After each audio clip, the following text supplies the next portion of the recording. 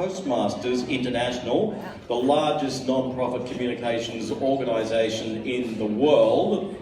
Charlie Starrett has empowered and inspired countless people. Now, Charlie's focus, exemplified in his various leadership roles, is to make people paramount by involving the heart as well as the head, so that compassion and kindness exists alongside business goals.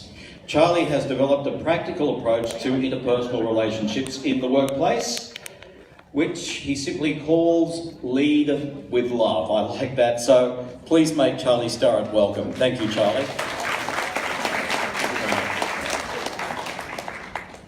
Thank you. What a lovely introduction. You will notice, if you look at your program, that every speaker before me is a professor or a doctor. So there's something unusual about me. I feel like a bit out of place. But I do have one thing in common with them, and that is I don't have a tie. So I feel a bit more reassured. Leading with love has become a passion for me over many years. And I just want to share with you a very quick story. This morning, I was visited by a boy called Marcus. Marcus came to me, and he was there with a smiling face. Now, Marcus was a child that I used to teach. I was in the education sector for many years in the UK. He was a child I used to teach, and he came into my class. I had the top class in primary, middle school at 11 years of age. And he came with a label as being difficult and badly behaved and impossible to teach. And so I made it my mission to build a relationship with Marcus so that he could learn something in his early years. And I discovered that he was good at two particular things. He was very good at sport, and he was excellent at spray painting the neighbourhood. I made sure that in the first, would have been about 2 months of that term, that we had lots of sport so that he could excel and his self-esteem could go up. And also, we had a big board where I put lots of white paper on and got him to plan out what he was going to spray paint on the wall to do with our topic. And he co-opted other people in and helped him. The room smelled terrible. All the other teachers were thinking we're completely nuts. But after those 2 months, he would do anything. He'd even do his maths homework. So when he visited me this morning, it was to remind me that my passion for leading with love goes a long way back. It goes back to that child called Marcus, who I discovered when we were doing a class reunion many, many years later, had unfortunately committed suicide at the age of 16. But I'm happy. I'm happy that he came to me this morning and I could see him. Because he was happy now. He was thankful that there was somebody there that believed in him. That's why I'm so passionate about leading with love. In the other presentations that you've had, we've talked about how important exercise is for people with dementia, how important nutrition is for people with dementia, how important our teeth are.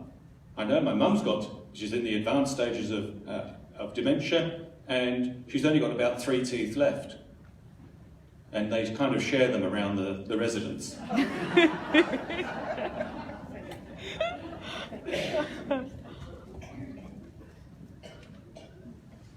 So I know a little bit about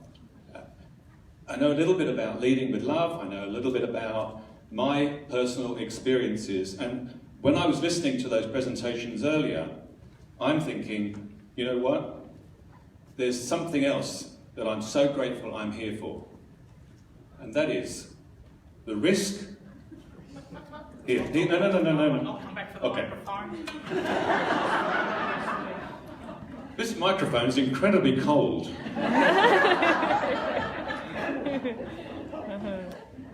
Icy, I'd say. So I know that there are many things in which we look at for our residents and people with dementia, but there are also risks and re-enablement that we can offer to ourselves, because you, like me, in the caring profession, we burn out because of the nature of our jobs and the nature of who we are. We burn out.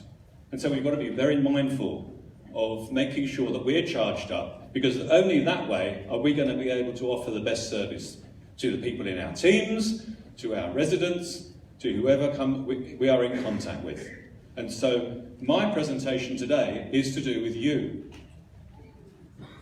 You as carers, you as human beings, and hopefully to give you some very powerful techniques to help you navigate, for example, the current political climate with the Royal Commission, to navigate change and to navigate it with others. So that's my focus today. All right. Treating someone with love, regardless of how you feel about that person, is a very powerful principle. Joel Manby. I will be showing you a little extract from Joel Manby later in this presentation, where he demonstrates exactly that. And I won't say any more about him at this stage. It's very powerful. So my focus, first of all, is on you, and then it will be on others, for how we relate to each other. Okay, lead with love. People ask me, what do you mean by leading with love? And I put up here what it's not. It's not romantic love, it's not sexual desire, it's not those kind of attraction, it's not self-interest, it's not ego-based at all. But what it is on the other column, it's altruistic. It's thinking about others, and it's about genuine connection. And the Greek word, agape, is the love that I'm talking about. And agape is typically expressed by those working in the caring professions, such as yourselves and myself back in the day. So it's that kind of agape, it's that kind of love. I wanted to make that clear at the very beginning. And one of the best descriptions from an aged care worker who was working in the South Island, very south of the South Island, he told me recently that their catchword or byline or tagline was people helping people. And he said it kept it so simple, because it didn't matter if you were dealing with residents, it didn't matter whether you were dealing with your team, it didn't matter whether you're dealing with your boss. It's always people helping people. So if you keep that in mind, that is the essence of leading with love. We respect everyone as an individual human being, complete with their own personal struggles, just like you and I.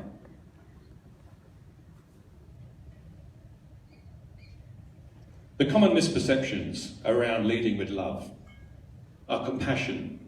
These words, compassion, love, vulnerability. When we're born, we're loving and caring. And somehow, as we grow older, we start to withhold love from others. We start to protect ourselves because of the hurts that we've suffered, and we start to erect a wall around ourselves. And what happens is we harden our hearts and we shut ourselves down. And we think we're very safe and secure in this little safe space, but actually it's hurting us. But we don't want to go to the love and compassion and vulnerability side because, hey, that's where we get hurt. Love is where we get hurt. Compassion is where we get hurt. Vulnerability is where we get hurt. Of course it is. Of course it is. But if you're not going to put yourself there because of that fear, then you're hurting yourself more than ever the ridicule or aggression of others. So I'm urging you not to see love and compassion and vulnerability as weaknesses, but as strengths.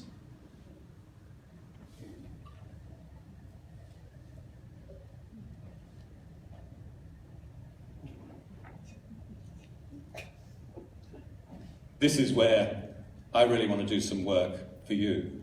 I'm going to share with you a really powerful technique which will help you become resilient through all the change that is going on. It has been proven time and time again. It is very, very simple. And I ask you all, I invite you all to participate. Are you willing? Yes. I would be. I'd be jumping at it.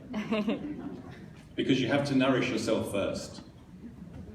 I think it comes in 3 stages. And I'll just give you a tiny bit of background. Our heart, your heart, has around 40,000 neurites in it. And together, they're clustered together. And they're specialized cells, a bit like brain cells. And they're called sensory neurites. And what's special about them is that they're able to think independently of our big brain. They're able to communicate independently of our big brain. They're able to remember independently of our big brain. And why is this important? Because most of the time, we're conditioned to see the world through our brain, through our big brain, right? That's what we're conditioned to do. And I have people that say, why should we worry about the heart? It's the left brain that matters. That's how we solve problems. And people who, I equally have friends who are very heart-based, and they say, well, that big brain in your head, that's the enemy. That's bad, we should just be heart-based. And in fact, both are wrong, because we need both. So I'm going to teach you a way of combining the two, of cohering your heart and your brain, so that you can maximize powers that you didn't even know you had. You can maximize powers like super learning, where you can recall information incredibly quickly, once these 2 areas are synchronized. You can access deep states of intuition and insight into people and situations, which you may be missing. And so, as I said, in 3 steps we're going to do this. The first step is to shift your attention. I'm going to invite you to shift your attention to your heart. Now, typically when I say that, people go there with their minds, right? So it's hard to do. So the easy way of doing it is to take either a finger or your whole palm of your hand and place it around about the sternum. You can, whatever's comfortable for you. And just hold it there. I'm doing the same. Either a finger or the whole palm, and just place it there. And the reason I say this is because your attention goes to where your touch is, to where the sensation is. I want you to become aware of where that touch is. And I'll invite you to close your eyes, if you wish, because I'll take you into the second important stage. The second stage is breathing. What I'd like you to do is to breathe into that place where you feel the touch. And to take it to another level, a deeper level, I want you to slow your breathing down to about 5 counts in and 5 counts out, roughly. Deep breaths in and out from the place where you feel the touch.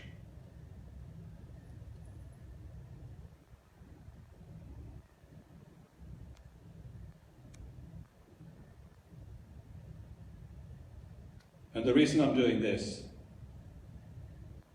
is because when you're breathing this slowly, the only time, in fact, when you're breathing this slowly, keep breathing deeply into and slowly into that place where you feel the touch.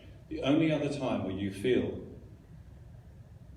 and when you're breathing that slowly, is when you feel completely safe. And when you feel that, you're releasing beneficial hormones into your system, healing hormones that replace the stress hormones, because you can't have stress and healing at the same time. So keep breathing into that place where you feel your touch. Slow, deep breaths.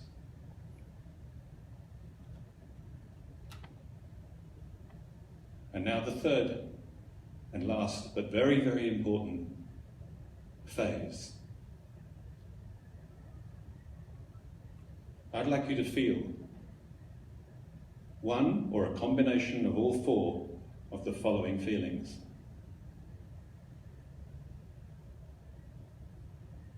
Care for anyone or anything.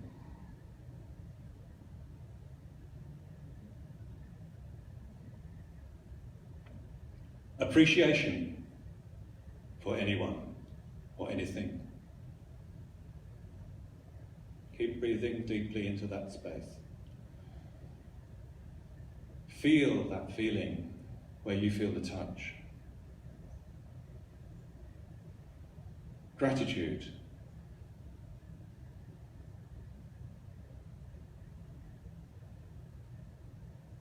And compassion.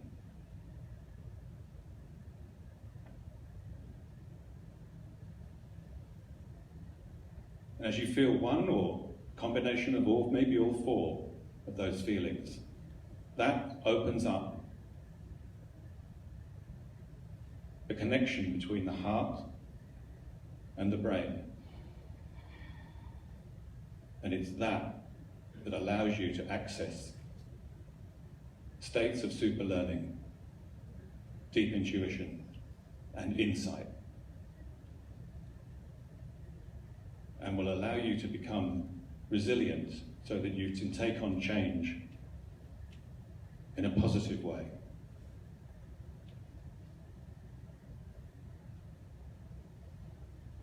And I invite you just to take a couple more deep breaths in and out, just to remain in that state. And I'd like to remind you that as you do this, that state, when you open your eyes in a moment, won't disappear. That feeling, that inner peace, that healing, those healing hormones that you've released. Incidentally, there's over 1,300 biochemicals that are released by this process. Anti-aging, all sorts of other benefits. When you open your eyes, that connection between the heart and the brain will not disappear. In fact, research has shown that feeling, that connection lasts for over 6 hours after this exercise.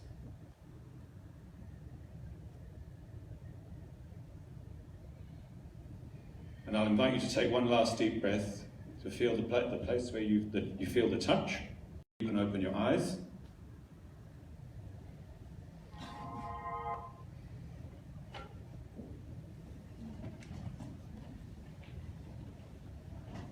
And you'll notice that the picture has changed. Because now the heart and the brain are much more in balance. And that's my wish for you. As carers, you need to top yourselves up so much in order to give to others. You naturally give, that's why you're all here. That's why you're in the chosen profession. But you need to be aware of keeping yourself topped up. Now think of yourself now being in that position as you go through your everyday life, as you go to work, as you deal with residents, as you deal with your teams. And I would urge you to remember, I'll put this up so you can see the process. I would urge you to do this in the morning, at lunchtime, in the evening. You will keep yourself in that state at all time. It is so simple, but so powerful. It's simple, it's easy, it's primal, it's ancient. It works. It's for you. It's a gift for you. that you give yourself. If you do that every day, you'll notice incredible differences. Resilience to change being one of the very important ones.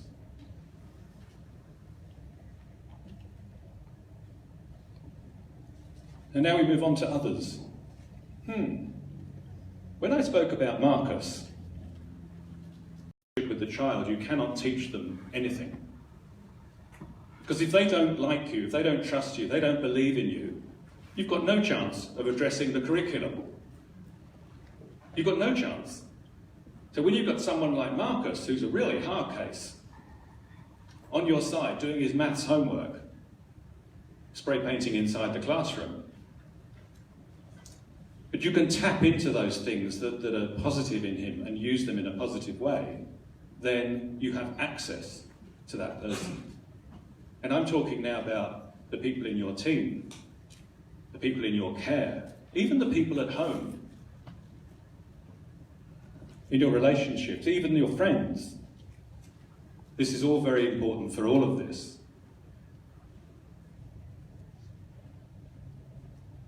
Here's a great quote, in case you ever wondered what leaders are for. Our job as leaders is precisely to make others shine. I had a lady who came to me, she worked for Arnott's, a biscuit company.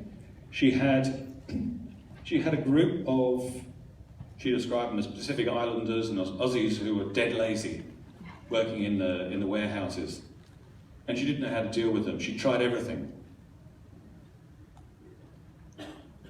I said, what's your job as a leader? She said it's to make sure they pack all of those things onto the truck, get them out of the warehouse as quickly as possible. I said, let me give you another perspective. What about if you were to think about it this way? Your job as a leader is to make others shine. She took a step back, she went, I think I know what to do. You find out what each of those people in your team wants. You find out what makes them tick. You take an interest in them. You help them shine. What are your goals? Anything. Take an interest in them, raise them up, help them shine. Problem solved. I believe that statement is fundamentally true. It's not to be seen as the person with the big title, waving a stick, going, these are the tasks we have to tick off. It's about building a relationship with everybody, with everyone. People helping people. Because if you don't do that, extreme example is the Rwanda genocide of 1994, where the Hutus and Tutsis were at it and about 1 million people died. And the disconnection came because the Hutus described the Tutsis as cockroaches. So by dehumanizing them, it was easy to kill them. This is the extreme example. We don't kill each other in the workforce, or do we? Or do we? I want you to think about that, because our moods, our actions, our words have enormous consequences. Enormous consequences. We may not kill someone by shooting them, but how many times do you know that you've dreaded going to work because so-and-so, I will see this person and I can't stand them? How many people are like that? I know I am. I've been like that. I've dreaded going to the school I worked in because the person there, I couldn't stand them. And as a result, I just gave minimum effort so that I wouldn't get sacked.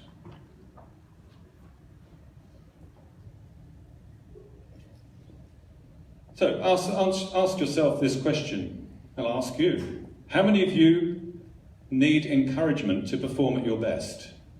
How many of you? Usually about half the room say yes, about half the room say, of course I don't. I'm a professional.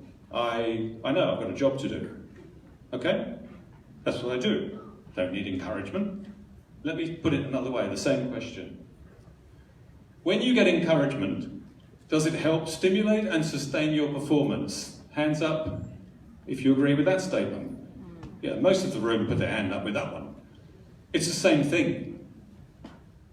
It's exactly the same thing. So please, honour the people in your team with encouragement and appreciation. They're gold. When you get encouragement, does it help stimulate and sustain your performance? Of course it does. You know exactly how you feel when someone sent you a thank you message or praised you in public. And incidentally, there's a good distinction there between needing to, shall we say, remind someone of their jobs because they're not doing it properly, and encouraging them. The first one, if you need to admonish someone, you always do it in private. And if you need to praise someone and give them credit, you always do it in public. Always. Never the other way around. Never within hearing if you're admonishing someone of another person, but always in hearing at a very appropriate place do you give credit to people.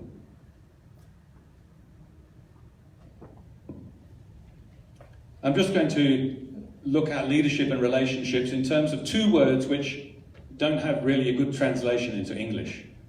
One is Schadenfreude.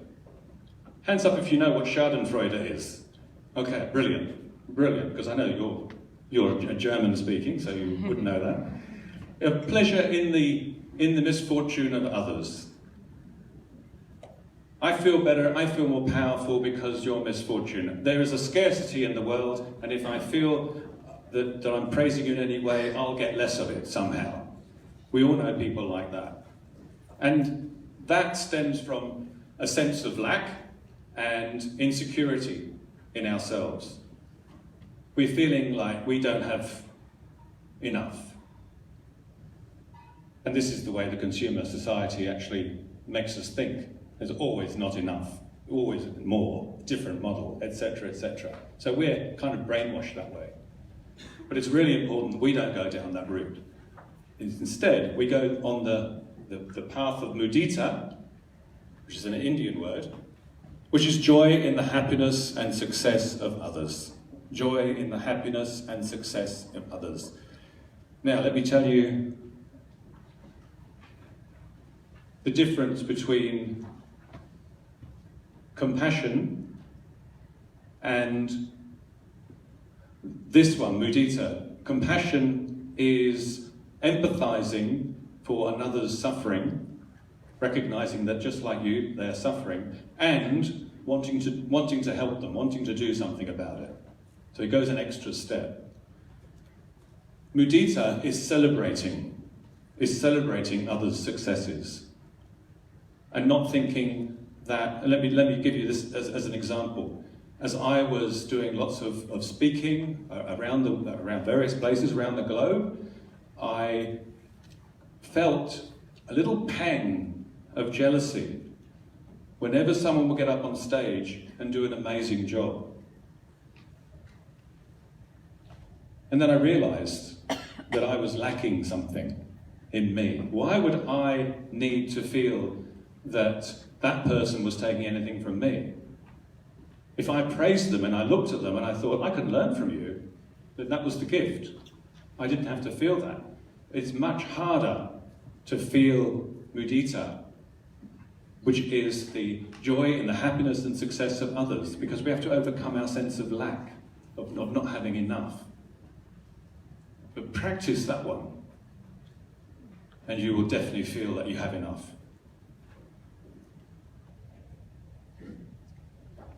And if you watch this show, Undercover Boss, yep, maybe 2 or 3. I'm coming back to Joel Manby. His was a quote at the beginning, which is loving someone even if you don't particularly like them. He was the boss of a theme park in the States, Hershey Family Entertainments, and he went undercover. He had a beard and glasses and things so that he could work on the front line. And he's the CEO of the company, and I want you to watch this with in mind. I want you to see what are the leadership qualities that he is demonstrating through his interaction with two particular employees. It's about 5 minutes long. CEO of Hirsch & Family Entertainment is undercover in his own company. His co-workers think he's being filmed for a documentary about someone trying out entry-level jobs. His journey continues in Branson, Missouri. Good morning, Albert. Hey, this is John Fritz. He's going to be working with you today. Come on over here, John. We'll get you on a turnstile. Okay, let's do it. So it's pretty simple. All you got to do is call someone over for a ticket. Over here, guys. Scan their ticket, and the turnstile unlocked, and hand back their ticket. You want to give it a shot, John? I guess so. There you go. I can help you over here, sir. Ma'am, I can take your ticket over here. She's already through. I can help you over here, ma'am. Anybody?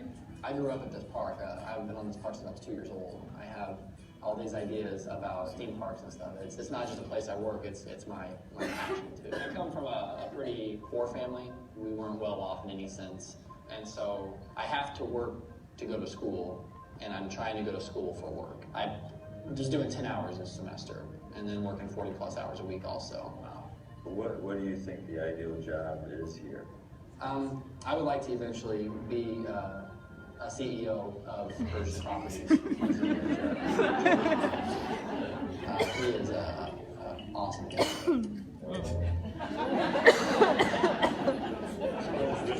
Hi, Richard.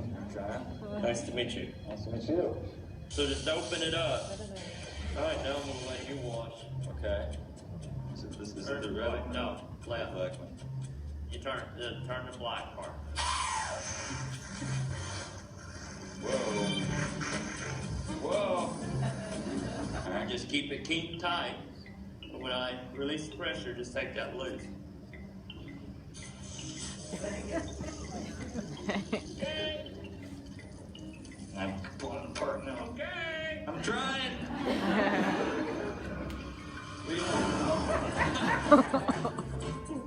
Richard. I think my hose is leaking. Whoa.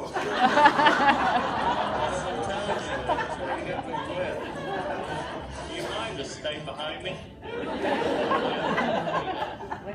Because 2 years ago we lost our house in a flood.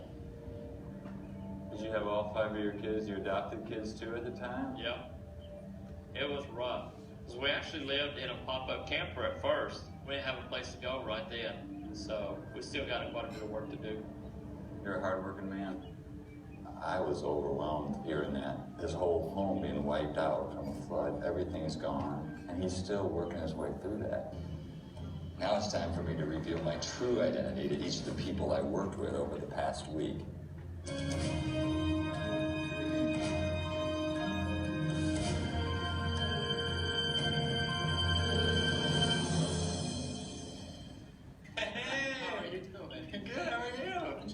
Well, I'm actually Joel Mandy, and I'm CEO of Hirsch Entertainment. You, man, that's a pretty good. You got me. Oh, man. I never worked the frontline jobs at Hirsch, and even though I feel badly that we had to do the disguise and you didn't really know, that was the only way I could get the real experience. Richard, you are a very special man, and you have a really special heart. Thank you. And we're very lucky to have a man like you. I appreciate it. That story about losing your home really touched me, and what I'd like to do is, for your home, allocate the full $10,000 of catastrophic funds that we have available to help you redo your house. I don't know what to say now. Well, I appreciate that. You don't have to say anything. You got me good. I've never dreamed about something like this ever happening. So it's going to be a big relief. You're trying to work full-time, and you're trying to go to school at night, you've inspired me to start a scholarship program. I should tell you, you're going to be the first recipient. You're going to get to go to school full time. So you don't have to work all day. You don't have to go to school at night. We're going to actually pay you your 40 hours a week salary while you go to school.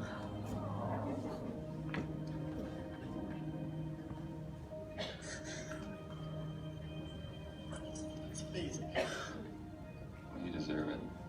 All we ask is that you know, in the summertime, when you're not going to school full time, you do work, come back to I would work. love to. You can't keep me away from the place. We need a lot of people like you with your kind of passion, your kind of enthusiasm. First thing I'm calling is my parents. I'm gonna be jumping up and down while I'm telling them, and I'm gonna hear my dad. I know he's gonna be so proud.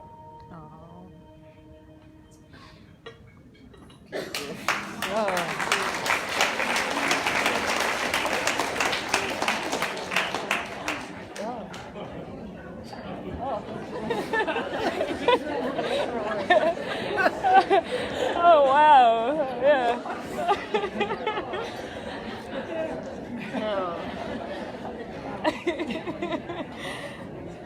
It's pretty difficult to follow an act like that. But that to me is the essence of leading with love.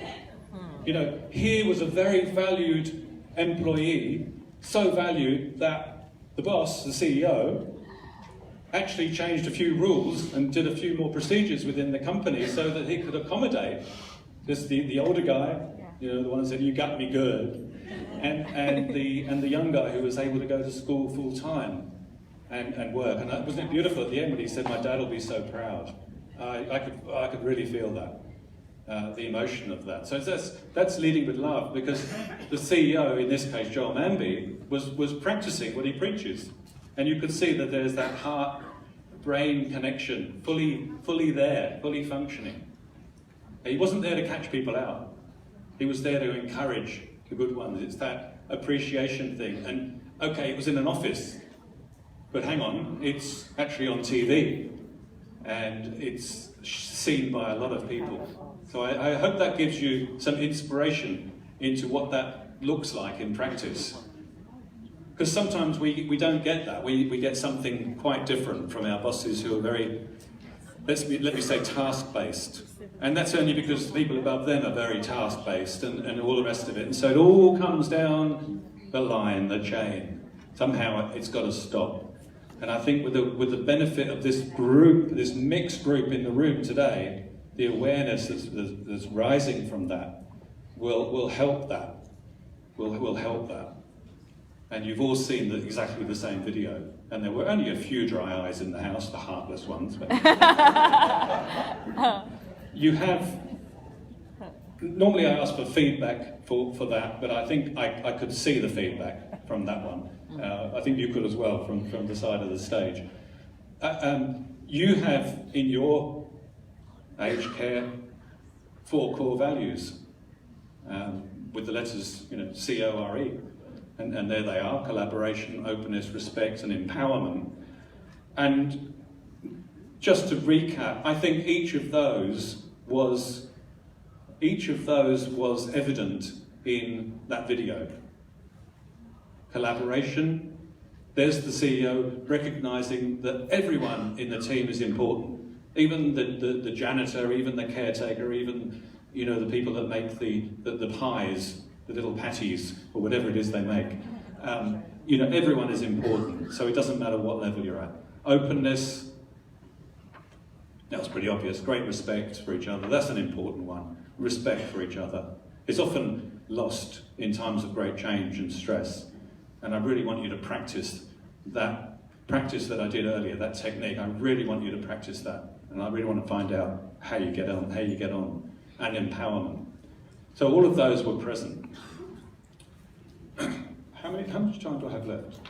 20. Oh, I'd like to give you the whole afternoon, but you've got 20 minutes. 20 minutes. You like a chair? I would love a chair. Okay. Maybe a small one. with a back to it. Not that one. No, those ones will do. Thank you. Maybe just there. Just there. Thank you. I teared up. Thank you very much. And I think you need to come and address the Sydney radio industry that I work in. I think so too. Yeah. I think I need something else as well. What? This thing here. It's hard to get a good... Psychoanalyse me for a minute. I'm going to ask you to play, so you... It wasn't in the script. It's very hard to get a good assistant these days. Another way...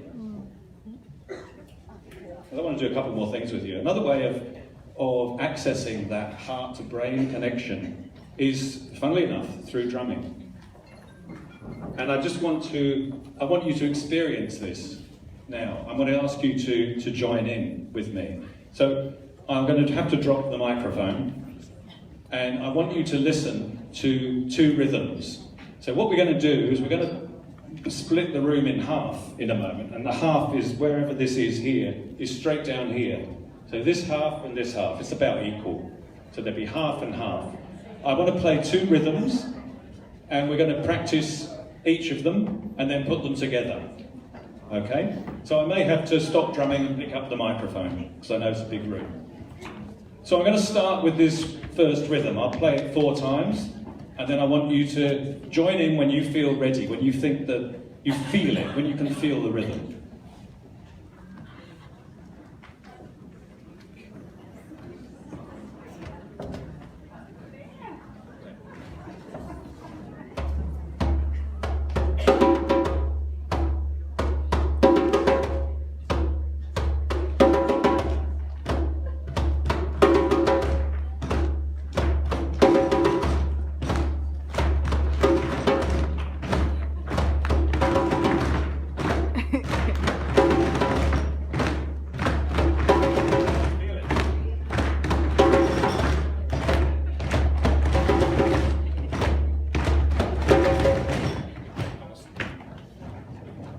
Stop there.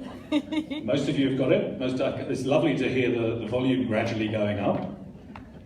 This is what I'm going to do this time. I'm going to play the same rhythm, and I want just this half of the room to join in. Just this half, right? We'll do it 4 times. The first 4 times this half, and then the next 4 times it'll be this half. So you won't get any guidance from me. I'll just look. So this half, the first 4 beats the first time, so I'll just show you that we'll do 4 of these.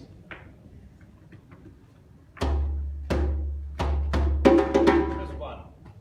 So we'll do 4 of those. Ready? 3, 4.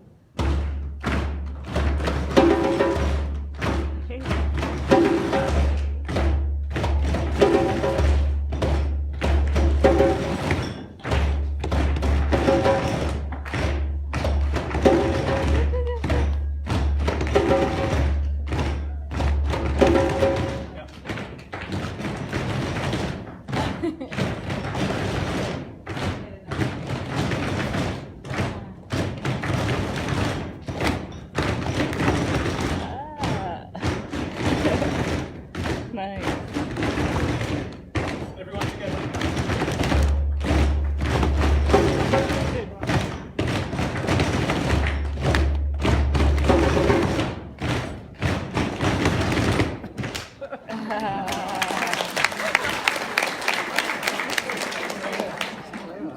This time I'm going to put another beat in over the top, and I want you not to